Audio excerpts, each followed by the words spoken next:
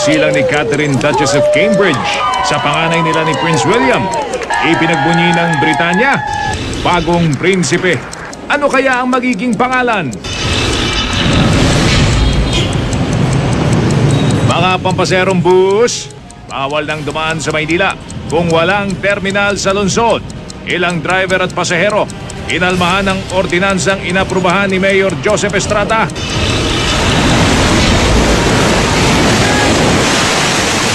Ang makapigil hiningang pagligtas sa mga pasahero ng fast craft na hinampas ng malalaking alon sa Ormoc.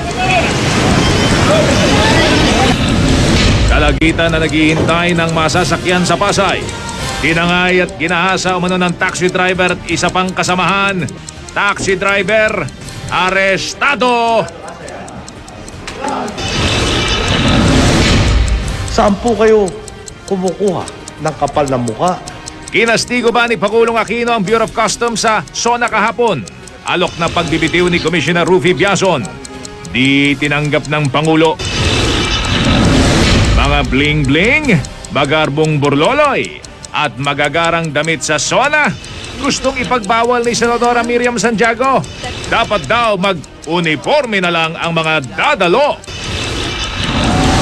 Two-time world champion at four-time NBA MVP na si LeBron James. Pinagkaguluhan ng fans sa pagbisita niya sa Maynila.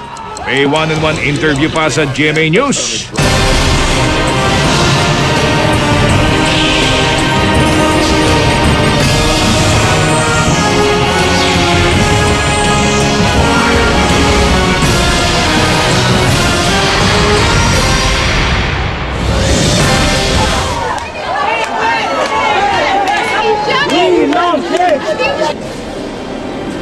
It's a boy!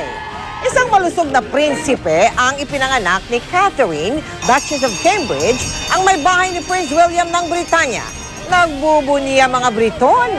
Ang iba't ibang kilalang landmark sa London naging makulay bilang pakikiisa sa selebrasyon.